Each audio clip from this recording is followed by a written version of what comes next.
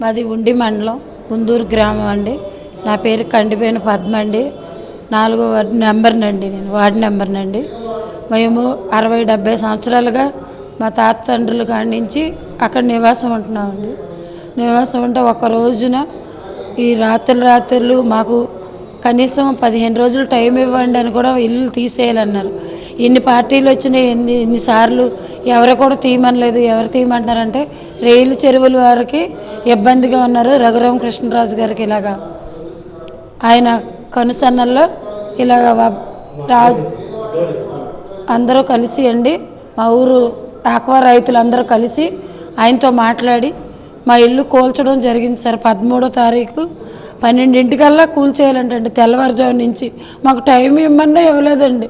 నేను రిటైర్ ఆర్మీలో ఎస్ఐ అండి. నా భర్త 2 ఆడపిల్లలండి. నాకు నా ఆడపిల్లల కోసం నేను ఆ ఇల్లు నిర్మించుకున్నానండి. 2కి మా పిల్లలకు ఉంటే నేడు కూడా లేకుండా చేశారండి. ఇదండి మా పరిస్థితి. అందరూ కూడా కష్టపడేవాళ్ళు, కూలి పని చేసుకునేవాళ్ళు, కౌలు రైతులేనండి. మా అక్కడ బ్రతికే ప్రజలందరూ కూడా మా ఆయన గారు కష్టార్జితం అంతా ఇన్నాళ్ళు బార్డర్లో కష్టపడిన కష్టార్జితం అంతా అక్కడే పెట్టి కట్టుకున్నానండి. మాకు అన్యాయం జరిగింది సార్, మాకు న్యాయం జరిపించండి. అందుకు ఎమ్మెల్యే గారిని కలిసామండి. 3 సెంట్లు స్థలం మీకు 3 లక్షలు ఇస్తాం, ఇల్లు కట్టిస్తాం. డ్వాక్రా మహిళలు అయితే 4 లక్షలు ఇస్తాం, మీరు ఇల్లు కట్టుకోండి అన్నారు. మాకు ఎక్కడ చూపించలేదండి. 3 తరాల నుంచి పనికిరాని బంజరు భూమి అక్కడ జగనన్న కాలనీలో 1.5 సెంటు స్థలం ఇస్తాం, అక్కడికి వెళ్ళి కట్టుకోండి అంటారండి. కట్టుకునే స్తోమత మాకు లేదండి. అందుకని మాకు ఇల్లు కట్టించే, మా కూలిపోయిన ఇల్లు మాకు కట్టించేవాళ్ళని ప్రభుత్వాన్ని కోరుతున్నామండి. కలిసామండి. మా పార్టీ కాదండి, కూటమి ప్రభుత్వం నాయకులను కలిసాం, అధికారులను కలిసాం. లోకేష్ బాబు ఆఫీస్ దగ్గర 2 రోజులు పడిగాపులు పడొచ్చామండి. మళ్ళీ అలాగే రఘురామకృష్ణరాజు ఆఫీస్కి వెళ్ళాం. వారి భార్య గారు అన్నారు, మీరందరూ మీ ఊరు వాళ్ళందరూ డబ్బులు తీసుకొని ఓట్లు వేసారు, ఊరికనే ఓట్లు వేసారా మీరు? మా ఊరు అమ్మాయి అండి, మీరు మాకు సాయం చేయండి అమ్మ అని అడిగాం. ఇల్లు కట్టించి మీకు రఘు గారు ఇల్లు కట్టించి మిమ్మల్ని అక్కడ పంపించి ఖాళీ చేయించాం అప్పుడే అన్నారు. మాకు మాట ఇచ్చి అకస్మాత్తుగా మా ఇల్లులు కూల్చారు. అందరూ నిరాశలు ఈ చెట్ల దగ్గర పొట్ల దగ్గర ఎవరు ఎక్కడున్నారో కూడా తెలియకుండా చెల్ల చెదురు అయిపోయారు సార్. మా 54 కుటుంబాలండి. ఉండి మండలం ఉందూరు గ్రామం అండి. నా పేరు మేకల పద్మావతి అండి. మేము 60-70 సంవత్సరాలు బట్టి ఉంటున్నామండి. ఈరోజు ఈ కూటమి ప్రభుత్వం వచ్చిన తర్వాత ఆత్మ రైతులందరూ కలిపి మా మీద రొయ్యల చెరువులు అందరూ కలిపి పిటిషన్ పెట్టి మా ఇల్లులు అందంతరంగా కూలబోసేసారండి. మాకంటే ఏ ఆధారం చూపించలేదండి. ఇవాళ నడు రోడ్డు మీద ఉన్నామండి. ఎవరో కూడా మా ఊరోళ్ళు ఎవరో కూడా మాకు సపోర్ట్ లేకుండా అలాగే నడు రోడ్డు మీద ఉన్న మమ్మల్ని 4 గుడ్లప్పకి చూసి నవ్వుకున్నారే తప్ప ఏంటి వాళ్ళు ఇన్ని సంవత్సరాలు బట్టి ఉన్నారు, ఏంటి ఇలా రోడ్డు పాలు అయిపోయారు, వీళ్ళ పరిస్థితులు ఏంటని కూడా మా ఎవరు కూడా స్పందించలేదండి. ప్రతి ఆఫీస్కి తిరిగామండి. ఎంఆర్ఓ ఆఫీస్కి వెళ్ళామండి, కలెక్టర్ ఆఫీస్కి వెళ్ళామండి. అందరూ కూడా మా ఎమ్మెల్యే గారి సోదరంలోనే ఉన్నారండి. అన్ని దిక్కులకి తిరిగామండి. ఎమ్మెల్యే గారి దగ్గరికి వెళ్ళామండి. ఎమ్మెల్యే గారు మీరు ఎవరి భూముల్లో ఉంటారు ఖాళీ చేసేయాలి అన్నారండి. వారి భార్య గారిని కూడా అడిగామండి.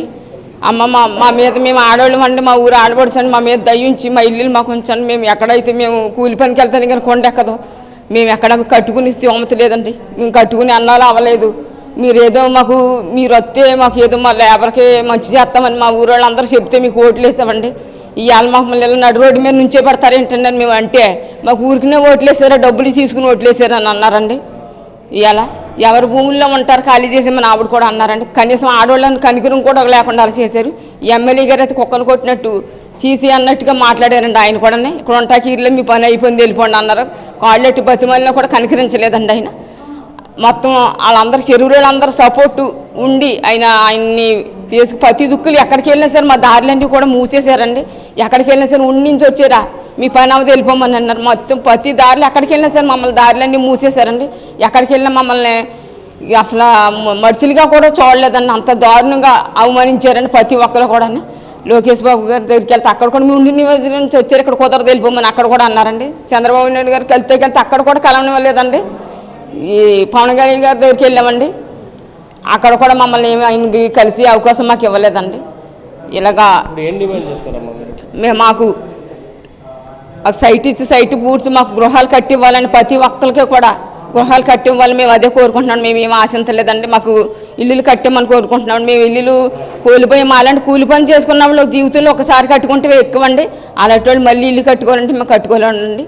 స్థలం పూడ్చి ఇచ్చి మాకు ఇల్లు కట్టివ్వమని మేము కోరుకుంటున్నామండి. ఈ ప్రభుత్వం నుంచి ఈ ప్రభుత్వం వచ్చిన తర్వాత మేము రోడ్డుని పట్టి ఈ కూటమి ప్రభుత్వం వచ్చాక నరకం వెళ్ళబోసామండి. 2 సంవత్సరాలు బట్టి ఎంత నరకం వెళ్ళబోసామో భగవంతుడికి తెలియని కట్టుకోలేని కాళ్ళు తిరగని ఆఫీసులో ఎవరైనా సరే కుదరదని చెప్పేది అందరూ కూడా మన ఎంఆర్ఓ గారు చేతుల్లోనే ఉన్నారండి. ఆయన కండిషన్లో ఎక్కడికి వెళ్ళినా సరే మా పని అవ్వకుండా చేశారండి. మా ఊరోళ్ళు వాళ్ళు కూడా ప్రతి ఒక్కరు కూడా మమ్మల్ని ఇలా నడు రోడ్డు మీద నిలబెట్టి నీళ్ళు లేకుండా ఉన్నామండి. పచ్చి బాలింతరాలు ఉన్నారు, గర్భిణీ సీరియళ్ళు, ముసలోళ్ళు ఉన్నారు, అందరూ కూడా ఉన్నారండి. ఎక్కడ కనీస అద్దెలకి ఇల్లు కూడా దొరకకుండా రోడ్ల మీద ఉన్నామండి. ఈ రోజు నాడు ఎవరు కూడా మాకు ఇలా దారి చూపించిన దాతలు లేరండి. మా ఊరోళ్ళు మమ్మల్ని కూడా ఎలాగో 8 సంవత్సరాలు 60-70 సంవత్సరాలు బట్టి ఉంటున్నారు. వాళ్ళకి ఏదో చూపించాలి కదా, ఇల్లులు కట్టించాలని కూడా ఎవరు కూడా మాకు సహాయం చేయలేదండి. ఎన్నో ఆఫీసులు తిరిగి ఎన్నో చేసామండి. ఎవరైనా సరే మా ఇంటికి దయ్యుంచి మాకు న్యాయం జరగాలని మేము కోరుకుంటున్నామండి. ఇదే మేము కోరుకుండేది. మాది బొండాడు గ్రామం అండి, కాళ్ళ మండలం, మద్దారుతామండి. నా పేరు. మా అమ్మమ్మ గారి కాలం నుండి ఇప్పటి వరకు మా వాళ్ళ పిల్లలతో సహా 5 తరాల నుంచి అక్కడే ఉంటున్నామండి. ఈ 5 తరాలు అదే ఒకే చోట ఉంటున్నాం, కొనుక్కునే స్తోమత లేక. అయితే మా ఆయన గారు కూడా బాధ్యత లేని వ్యక్తి, 3 ఆడపిల్లలు. అలాగే తినకో కష్టపడి కట్టుకున్నామండి ఆ ఇల్లు. అలాగే కష్టపడి బ్రతుకుతున్నాం. అయితే ఏమైందండి, ఈ మధ్యకాలంలో సంవత్సరం 2 నెలలు అవుతుందండి ఇల్లులు తీసేసిన తర్వాత మాకు ఎక్కడైనా ప్రత్యామ్నాయం చూపించమని చాలా చోట్ల ఎంఆర్ఓ, ఎండి, కలెక్టర్ ఆఫీసులు అన్నీ తిరిగామండి. తిళ్ళు తిప్పలు లేకుండా చాలా కష్టాలు పడి తిరిగి ఎవరు మమ్మల్ని పట్టించుకున్న వాళ్ళు అయితే ఎవరూ లేరు. అయితే ఎమ్మెల్యే గారి దగ్గరికి వెళ్ళినప్పుడు చెప్పుకున్నాం మా పరిస్థితులు. ఇంతకాలం నుంచి ఉంటున్నామండి, 60-70 సంవత్సరాల నుంచి ఉంటున్నాం ఇక్కడే. అదే పరిస్థితులు మాకు ఈ ఊర్లోనే ఇప్పించండి, మాకు ఇక్కడ అయితే మేము ఏదో చోటుకి వెళ్ళి కష్టపడి బతుకుతాం, తెల్లారితే కష్టపడి బ్రతికే వాళ్ళం మేము ఇంకా వేరే చోటుకి వెళ్ళి బ్రతకాలంటే మాకు ఏమి ఇబ్బందులు అవుతాయండి, మేము ఇక్కడే ఉంటాము, మాకు బొండాడు గ్రామంలో చూపించమని అడిగితే సర్లే మేము మీ ఊరు వచ్చి మాట్లాడతామన్నారు. మా ప్రెసిడెంట్ గారితో మాట్లాడారు. ఆయన ఇస్తామన్నారు కానీ మాకు ఇచ్చింది అయితే ఏమీ లేదండి. ఇస్తామంటున్నారు కానీ ఎక్కడో ఇరిగేషన్ భూములు చూపించారు. మళ్ళీ నష్టపోయి మళ్ళీ కట్టుకుని మళ్ళీ నష్టపోవాలంటే మేము నష్టపోవాలి. మాకు పట్టా భూమే ఇమ్మంటున్నామండి. 2 సెంట్ల స్థలం ఇచ్చి ఉన్న ఊర్లో ఇస్తే మేము ఉన్న దాంట్లో ఏ గుడిసెలు వేసుకున్నాం బతుకుతాం. కష్టపడుకోవడానికి కూడా మాకు మార్గాలు ఉంటాయండి. అయితే మేము కోరుకునేది ఒకటేనండి, ఎందుకంటే తెల్లారితే కష్టపడేవాళ్ళం, వేరే చోటుకి వెళ్ళాలంటే మాకు చాలా కష్టంగా ఉంది. ఊర్లో అనుకోండి దగ్గరలో ఏదో పనికి వెళ్ళి తెల్లారి బతుకుతామని చెప్పి మేము ఎమ్మెల్యే గారిని కానీ మా ఊరు పెద్దలను కానీ అడిగామండి. ఒక 8 నెలల వరకు పంచాయతీల చుట్టూరు తిరిగాం, తిప్పి ఎన్నో మాట్లాడినప్పటికీ కూడా మాకైతే న్యాయం జరగలేదండి. తిరగని చోట్లేదు, తిండి పొద్దుటెళ్ళి సాయంత్రం వరకు తిరిగిన ఆఫీసులు కూడా ఉన్నాయి, మమ్మల్ని పట్టించుకున్న నాయకులు లేరు. మా గురించి అసలు అడిగిన వారు ఎవరూ లేరు. పోలీసులు కూడా మా మీద చాలా దౌర్జన్యం చేశారు. మా మండలంలో జరిగిన దౌర్జన్యాలు ఇంకా ఎక్కడ జరగకూడదని కోరుకుంటున్నామండి. అలాంటి పరిస్థితులు ఎవరికి రాకూడదు. ఆడవాళ్ళని కూడా చూడకుండా మమ్మల్ని చాలా ఇది చేశారు. మా మగవాళ్ళని కూడా తీసుకెళ్ళి పోలీస్ స్టేషన్లో వేశారండి. అలా చాలా ఇబ్బందులు పెట్టారండి. ఇలాంటి దుర్మార్గం సినిమాలో చూసాం కానీ రియల్గా మాకు జరిగింది మాత్రం మేము చూసామండి. ఇలాంటి ప్రభుత్వం నాకు 50 సంవత్సరాలండి, ఇప్పటి వరకు మేము చూడలేదు. ఇలాంటి ప్రభుత్వం మేము ఎప్పుడు అసలు ఎన్ని సంవత్సరాల నుంచి కూడా చూడలేదండి. మాకైతే న్యాయం ఏంటంటే మాకు ఉన్న గ్రామంలోనే 2 సెంట్లు స్థలం ఇస్తే అక్కడే మేము ఉన్న ఇల్లు కట్టిస్తే మేము అక్కడే ఉంటామండి, వేరే చోటకైతే మేము వెళ్ళమండి. మేము కోరుకునేది ఒకటేనండి. మాది కాళ్ళ మండలం, బొండాడ గ్రామం అండి. నా పేరు చందన అండి. మా హస్బెండ్ టైలరింగ్ చేస్తారండి. మేము గత 20 సంవత్సరాల నుంచి రోడ్డు వారిన వేసుకుని చిన్న ఇల్లు కట్టుకుని దాంట్లో ఉంటున్నామండి. ఎమ్మెల్యే గారు వచ్చిన తర్వాత మా ఇల్లు అన్నీ తీసేయడం జరిగిందండి. తీసేసిన తర్వాత మాకు ఊళ్ళోనే ఇవ్వండి, 2 సెంట్లకి పట్టా భూమి ఇవ్వండి అని చెప్పేసి అడగడం జరిగిందండి. ఒప్పుకున్నారండి ప్రెసిడెంట్ గారు, మా ఊరు ప్రెసిడెంట్ గారు కూడా ఒప్పుకున్నారండి, ఇస్తామని చెప్పేసి అన్నారు. సరే అని చెప్పేసి 9 నెలలు ప్రెసిడెంట్ గారు పంచాయతీ చుట్టూరు తిరగడమేనండి. మాకు ఎప్పుడు ఇస్తున్నారని తిరగడమేనండి. కానీ 2 పోరంబోగు స్థలాలు చూపించి ఇవి ఇస్తున్నాం మీకు అని చెప్పేసి అన్నారండి. పోరంబోగు స్థలాలు ఇస్తే ఎలా అండి, మాకు పట్టా భూమి కావాలి. మళ్ళీ ఇప్పుడు ఎలా తీసేశారు, రేపు అన్న రోజు కూడా మళ్ళీ మేము కష్టపడి కట్టుకున్న డబ్బులతోటి ఇల్లు మళ్ళీ కూల్ చేస్తే తట్టుకునే శక్తులు మాకు లేవండి. అందుకని మాకు ఇస్తే పట్టా భూమి ఇవ్వండి, దాంట్లో ఇప్పుడు మీరు తీసేసిన చిన్న చిన్నవి ఉన్నాయండి, రేకులు గట్టా ఉన్నాయి, వాటితోటే మేము వేసుకుంటాం, ఏదో షెడ్ లాగా వేసుకుని దాంట్లో ఉంటామని చెప్పేసి అన్నామండి. సరే అని చెప్పేసి అన్నారు.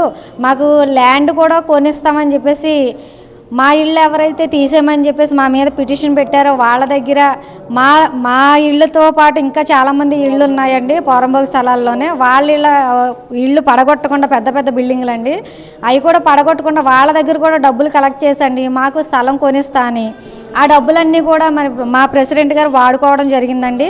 ఇప్పుడు మేము ఆ డబ్బులు ఏమైనాయి అంటే మాకు ల్యాండ్ కొనిస్తా అని వసూలు చేశారు కదా, డబ్బులు ఇవ్వంటే నేను అసలు ఎవరి దగ్గర తీసుకోలేదు అని మళ్ళీ మా మీద అడ్డంగా మాట్లాడడం జరిగిందండి. మమ్మల్ని చాలా హీనంగా మాట్లాడడం జరిగిందండి.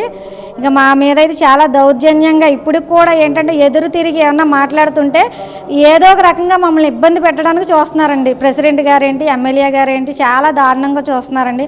మేము రెంట్కుంటున్న హౌసుల్ని మా ఓనర్లతో చెప్పి హౌసులు ఖాళీ చేయించేయాలి అన్న రీతిగా కూడా మా మీద చాలా దారుణాలు చేస్తున్నారండి ప్రెసిడెంట్. అయితే మేము కోరుకునేది ఒకటేనండి, మేము అందరం చాలామంది అక్కడ ఉన్న వాళ్ళందరం కూడా ఎవరికి కూడా ఏమీ లేవండి, ఆస్తులు గట్టా వేరే చోట ల్యాండ్లు గట్టి ఏమీ లేవండి. అయితే అందరం కూడా చేతి పనుల మీదనండి, ఆటో నడుపుకునే వాళ్ళు ఉన్నారండి, ఫ్యాక్టరీకి వెళ్ళి కష్టపడి రోజు కూలి పని తెచ్చుకునే వాళ్ళు ఉన్నారండి. అలాంటి వాళ్ళు అందరం కూడా ఇప్పుడు రెంట్ హౌసుల్లో ఉండి 5,000 రెంట్లు కట్టుకుంటూ పెన్షన్ మీద బతికే వాళ్ళు ఉన్నారండి. ఆ పెన్షన్ డబ్బులే రెంట్ కట్టుకుంటూ దాంట్లోనే జీవనం గడుపుకునే వాళ్ళు అందరం ఉన్నారండి చాలామంది. మేమందరం కోరుకునేది ఒకటేనండి, మాకు బొండాడ గ్రామంలోనే 2 సెంట్లు పట్టా భూమి ఇచ్చి ఇల్లు కట్టుకోవడానికి మాకు గవర్నమెంట్ ద్వారా సహాయం అందించాలని మేము ఇది ఒకటే కోరుకుంటున్నామండి.